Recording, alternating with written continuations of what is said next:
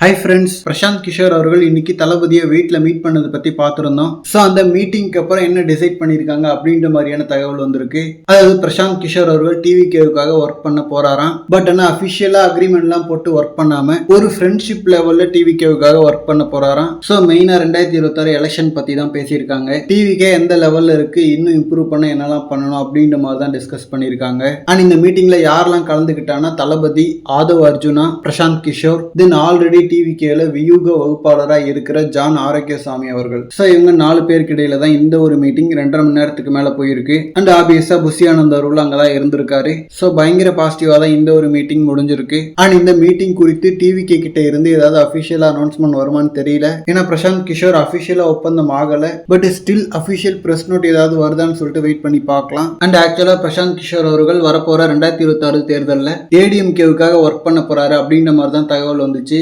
அதாவது இவரோட ஐபேக் நிறுவனத்துடன் ஏடிஎம்கே ஒப்பந்தம் போட்டிருக்கிறதா ஒரு ரூமர்ஸ் போயிட்டு இருந்துச்சு. பட் ஆனா இப்ப யாருமே எதிர்பார்க்காத வகையில தளபதியை வந்து மீட் பண்ணி டிவிகேவுக்காக ஒர்க் பண்றாரு. மேபி ஏடிஎம்கேவோட டிவிகே மேல இவருக்கு நம்பிக்கை இருக்கலாம். ஏன்னா டெஃபினட்டா இவங்களுக்கு ஒரு கால்குலேஷன் இருக்கும். அதாவது இதெல்லாம் ஃபாலோ பண்ணா இந்த கட்சி கண்டிப்பா ஜெயிக்கும் அப்படின்ற ஒரு நம்பிக்கை வரும்போதுதான் அந்த கட்சிக்காக இவங்க ஒர்க் பண்ணுவாங்கன்னு நினைக்கிறேன். ஸோ மேபி ஏடிஎம்கேவோட டிவிகே மேல இவருக்கு நம்பிக்கை இப்போ அதிகமா வந்திருக்கலாம். ஏன்னா தளபதி பயங்கர ஒரு ஃபோர்ஸா வராரு. ஸோ இந்த ஹீட்லயே சில விஷயங்கள் பண்ணா அது பயங்கரமா ஒர்க் ஆகும்.